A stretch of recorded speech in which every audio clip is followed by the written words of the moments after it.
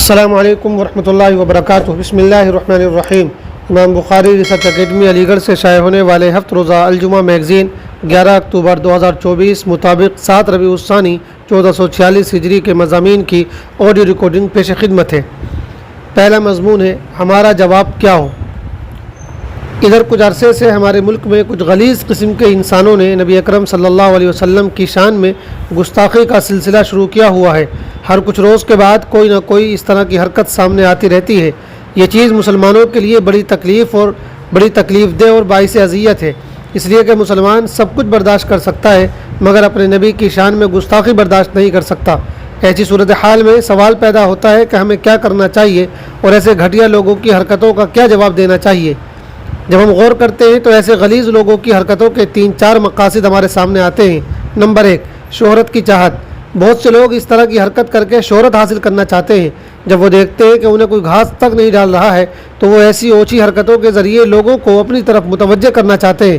چنانچہ کتنے ایسے گمنام لوگ تھے جنہیں کوئی جانتا تک نہ تھا، مگر انہوں نے جب ایسی غلیظ اور گندی حرکت کی تو میڈیا میں ان کے چرچے ہونے لگے۔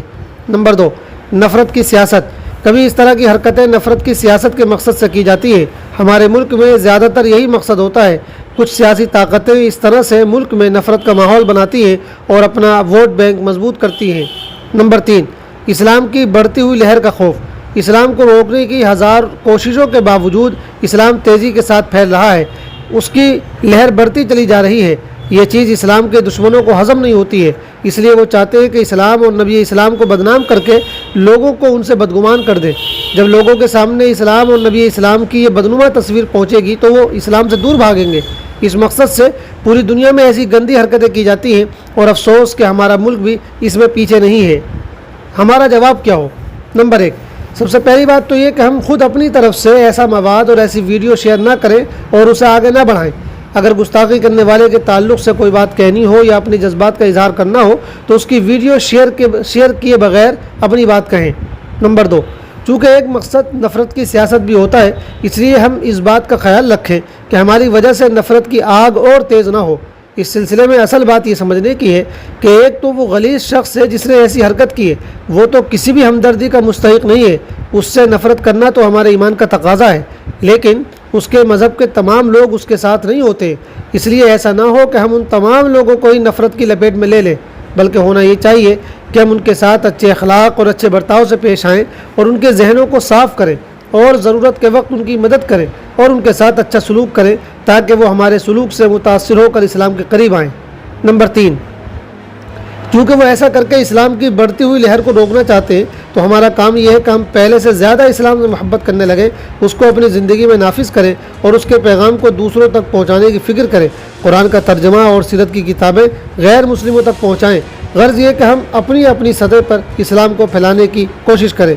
1400 سال کی تاریخ گواہ ہے کہ جب بھی اسلام کو اس طرح بدنام کرنے اور دبانے کی کوشش کی گئی ہے وہ اور تیزی کے ساتھ پھیلا ہے، اور انشاءاللہ ہمارے ملک میں بھی ایسا ہی ہوگا۔ بعض لوگوں نے یہ کام بھی کیا ہے کہ جن غیر مسلموں نے نبی اکرم صلی اللہ علیہ وسلم کی تعریف کی ہے ان کی چیزوں کو عام کیا جائے۔ اسی طرح دوسرے مذہب کے مذہبی لیڈروں کی طرف سے ایسی حرکت کرنے والوں کی مذمت کروائی جائے، یہ بھی اچھا کام ہے۔ یہ جو باتیں عرض کی گئی یہ ہم عام لوگوں کے اعتبار سے ہیں، باقی ہماری جو لیڈرشپ ہے وہ اپنے اعتبار سے کام کرے۔ اس کا کام یہ ہے کہ اس حوالے سے کوئی سخت قانون بنوانے کی کوشش کرے اور اگر ضرورت ہو تو احتجاج کے ذریعے حکومت پر دباؤ بنا کر ایسے کمینے لوگوں کو سخت سے سخت سزا دلوانے کی مانگ کرے۔ دوسرا مضمون ہے سلسلہ درس حدیث۔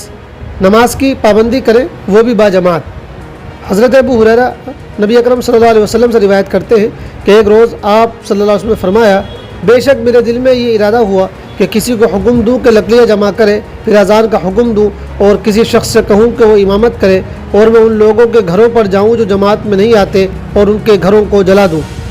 صحیح مسلم حدیث نمبر 1481۔ ہم سب جانتے ہیں کہ 5 وقتہ نماز ہر ایک بالغ مسلمان پر فرض ہے اور جماعت کے ساتھ نماز پڑھنا واجب ہے۔ بلا عذر مرد کا گھر میں نماز پڑھنے کی عادت بنا لینا گناہ ہے۔ اللہ کے رسول صلی اللہ علیہ وسلم کے زمانے میں یا تو کھلا ہوا منافق جماعت ترک کرتا تھا یا پھر ایسا مریض جو 2 آدمیوں کے سہارے بھی نہ آ سکتا ہو، ورنہ مریض بھی 2 آدمیوں کے سہارے گھسٹتے قدموں آ کر مسجد کی جماعت میں شامل ہوتے تھے۔ اس لیے مرد کے لیے بلا عذر گھر میں نماز کا معمول بنانا بہت بڑے گناہ کی بات ہے۔ مسجد میں ہی جماعت سے نماز ادا کرنا چاہیے۔ البتہ اگر کبھی عذر کی وجہ سے جماعت رہ جائے یا جماعت چھوٹنے کا واقعی عذر ہو، مثلا بیماری ہو یا بیمار کی تیمارداری جبکہ کوئی اور میسر نہ ہو، تو گھر میں نماز پڑھنے میں حرج نہیں۔ افسوس ہمارے زمانے میں جماعت چھوڑنا ایک عام عادت بن گئی ہے۔ جاہلوں اور ناواقفوں کا کیا ذکر، بہت سے لکھے پڑھے لوگ اس بلا میں مبتلا ہیں۔ بڑے افسوس کی بات یہ ہے کہ ہم یہ احادیث پڑھتے اور سنتے ہیں، ان کے معنی سمجھتے ہیں، مگر جماعت کی سخت تاکید ہمارے پتھر سے زیادہ سخت دلوں پر کچھ اثر نہیں کرتی۔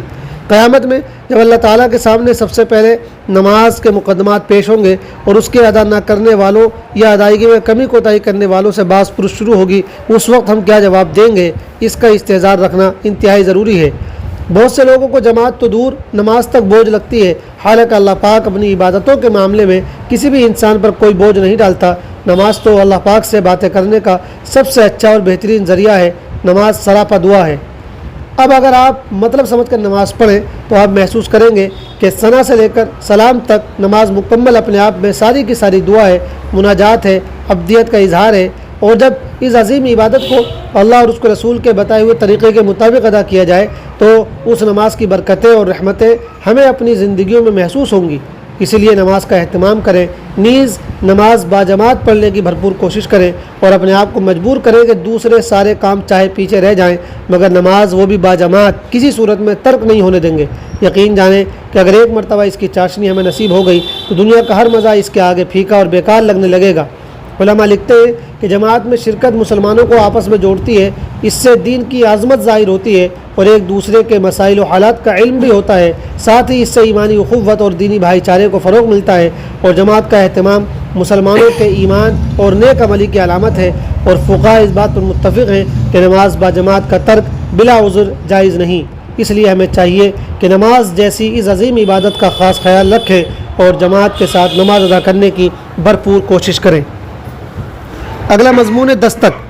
کبھی کبھی ایسا بھی کریے جب آپ کو لگے کہ کوئی دل سے مشورہ دے رہا ہے لیکن آپ اس مشورے سے متفق نہ ہوں تو اسے مسکراہٹ سے کہیں کہ بہت شکریہ، آپ نے بہت ہی بہترین مشورہ دیا ہے۔